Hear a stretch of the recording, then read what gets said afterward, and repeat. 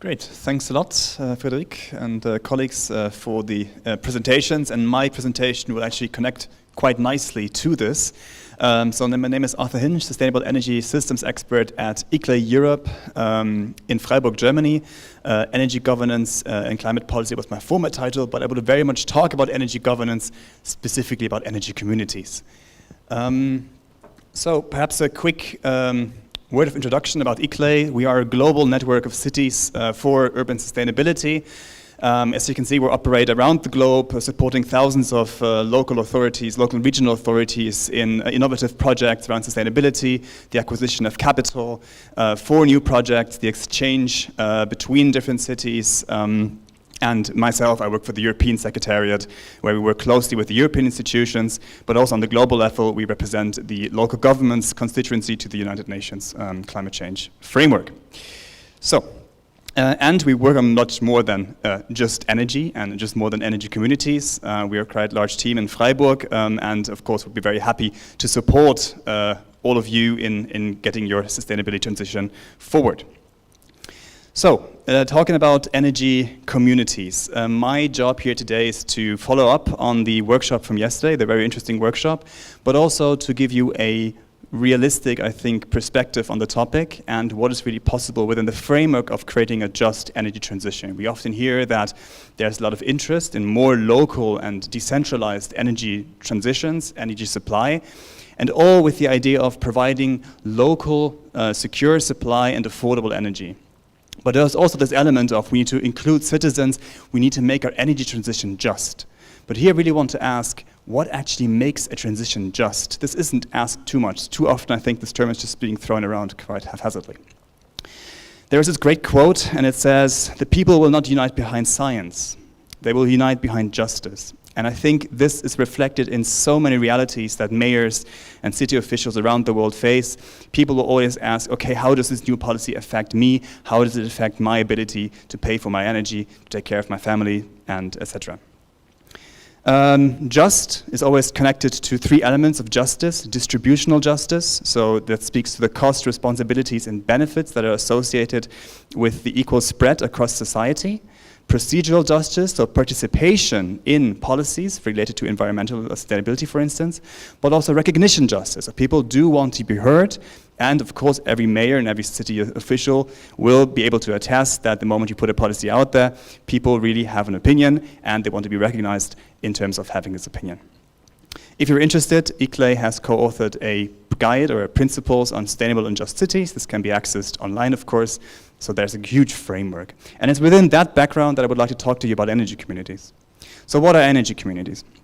In a nutshell, energy communities are a very broad concept, and it can basically be defined as collective initiatives of stakeholders, such as citizens, local authorities, businesses, who jointly finance, own, govern, and carry out energy-related activities. This can be a whole bunch of activities. You mostly hear about production, consumption, storage, energy sharing, aggregation. Sometimes you hear flexibility and immobility services being provided here as well. And I want to make sure that you understand that energy communities are a broad concept.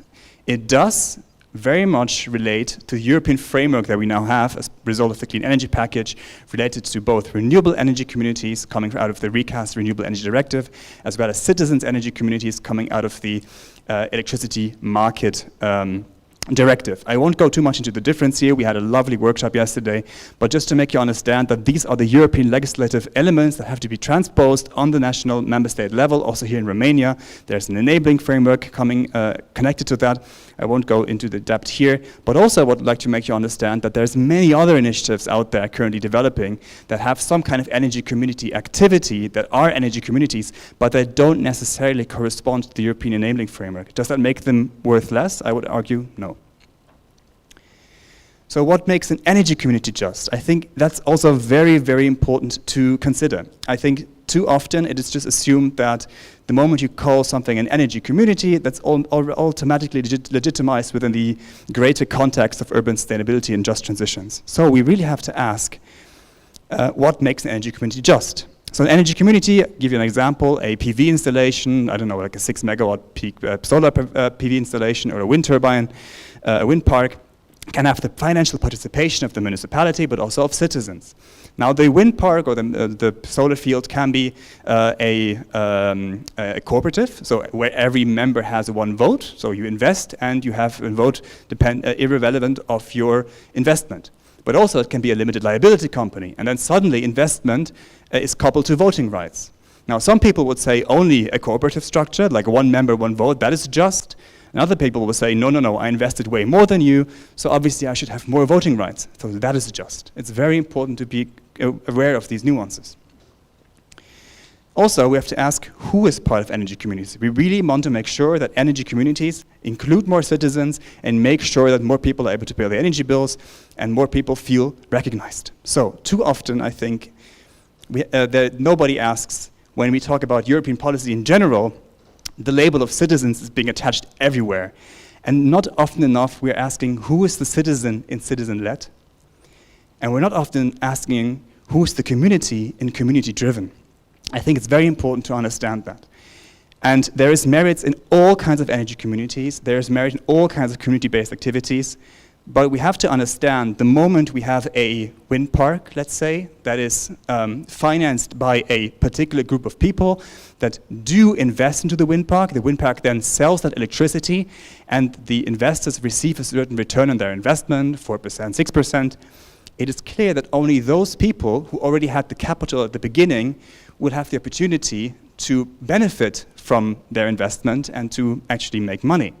So that's not necessarily a bad thing, it's just something to be aware of, because it has implications in terms of what is just.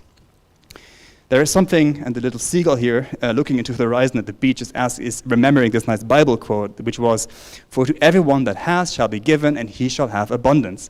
It's clear that this kind of what is called a Matthew effect has to be taken into account, and ideally in the future it needs to be avoided to make sure that energy communities, this great concept, is actually being used in a way that is inclusive to all citizens, regardless of their income, regardless of their kind of standing in society, and et cetera, et cetera.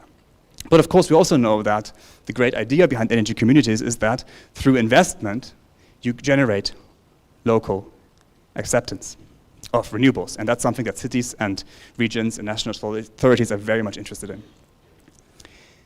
So a couple of things that we really see with energy communities developing, and I will go into a few examples later, is we have a bit of a divide when you look into what kind of energy communities are currently developing around Europe. On one hand, there's top-down energy communities. What do I mean?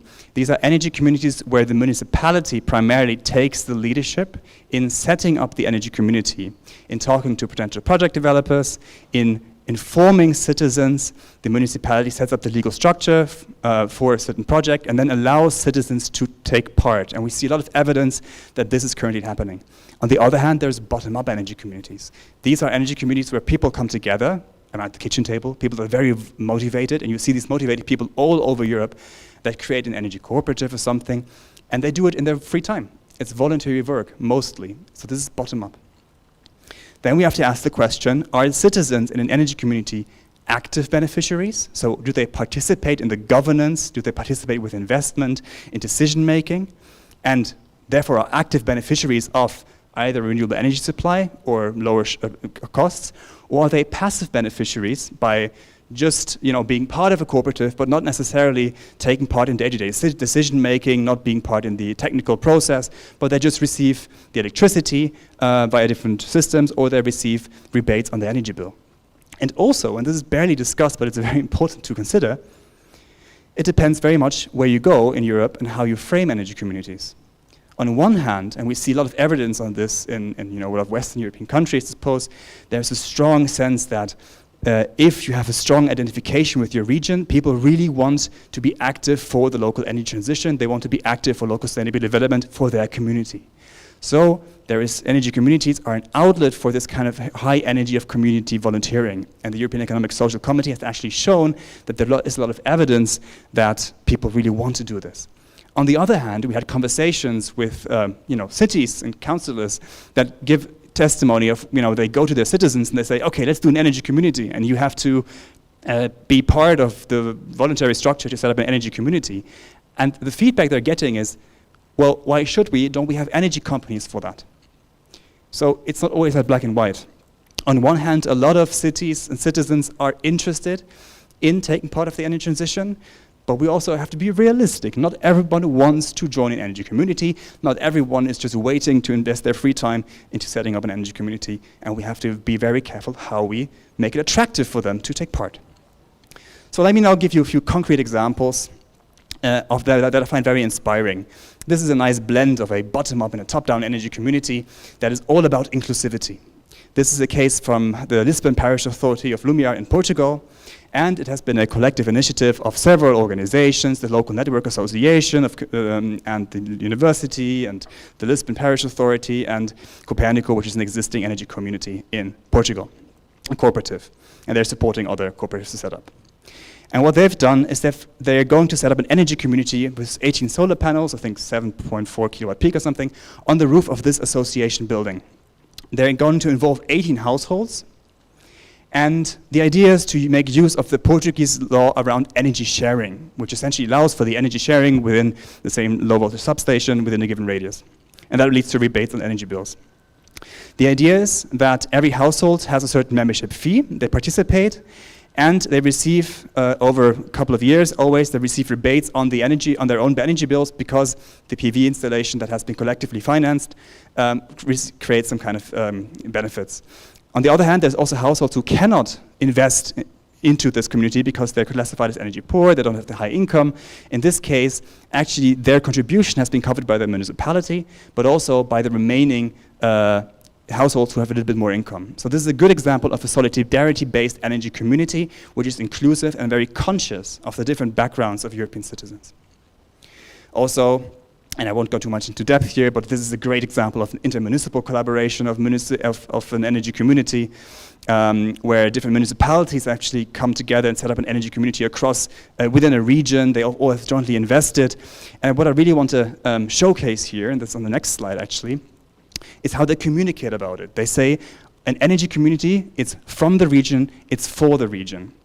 And you see here on the right all these lovely pictures of the local football club kind of endorsing the energy community, but also like having a communication campaign around, yes, we have participated in energy community, and in this particular case, they actually have created a regional electricity product. So there's a high sense of identification between the mission of the energy community and the region. And I would very much encourage these kind of processes happening here as well, because there is a lot of evidence, empirical evidence, that this actually leads to a lot of acceptance and participation in the energy transition. They also do other things, such as energy savings device, connecting energy poverty, supporting people and explaining how do you actually read an energy bill. You'd be surprised how many people don't even know how to read an energy bill. The moment want to go and talk to them about energy poverty, they need to understand their bill, and most people don't. So this is really a good way to do this. And we see actually, and also this was framed, for instance, within one of the projects we were involved in, the Power Poor project, where actually many energy communities where there's volunteer engagement, they are actually supported, they're supporting kind of the creation of municipal one-stop shops on a voluntary basis to advise other people how to read the energy bill and what they can do in the short term to save energy. So there's that connection as well. I don't have too much time, but I want to make sure that you understand that there's good examples of energy communities that do not primarily rely on citizens' capital. So in the Netherlands, there's a very nice program, there's a little bit text heavy, where energy cooperatives, they receive a fixed subsidy for their electricity from the national government, and there are municipal financing schemes in the Netherlands for social enterprises, where social enterprises can tap into. This cooperative uses that capital to these energy funds for its own operations, to actually pay an external project developer who then carries the financial risk. So on one hand, citizens are part of the energy cooperative, they're able to benefit from it. There is rebates created on the bills of energy poor households, but they don't rely on citizens' investment in the first place, or they don't rely on volunteer work. That's very important to consider, and this is kind of a new wave of energy communities that we see developing at the moment. Of course, people who have the money can still invest, but it's no prerequisite for the cooperative activities, and this is something that we would very much like to see across Europe as well.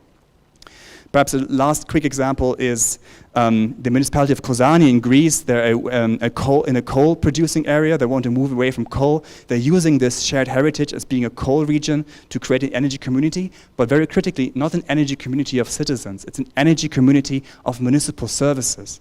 And the idea here is to create a 6 megawatt solar park, and via the system of virtual net metering, where you're able to join an energy community or become part of a PV park that is located somewhere else, and then you use that electricity to create rebates on your own energy bill. It's a system that works now in Greece, not everywhere else, but they're using that to create benefits and cost reductions on the municipal services that are part of this energy community. And then instead of citizens receiving a financial remuneration, they receive a reduction of the amount of fees they have to pay for these municipal services, who in turn, of course, profit from the electricity cost reductions due to them being part of the energy community. So different approaches about what does it mean. This is an energy community of municipal services that tries to create value for all the municipal citizens and not only for a selected few. So another way of looking at it. There's also the way we have an energy community as a service, but I think we could perhaps go into that in the panel discussion. So I will skip this for now, but perhaps we have time to discuss this. But just to iterate that there's also opportunity for private companies to offer energy communities as a service. And then there's this huge question about ownership, and that's something to be explored perhaps in the discussion. In terms of what local governments do, we cover that extensively in the workshop tomorrow. I'm happy to reiterate here. It's on the slide. But of course, I think you got the greater picture, but I thought it was very important here. So it's of course important to fund energy communities in low threshold manner in a way that people who want to invest their time can do it without having to go through too much administration and all of that. These are a few examples.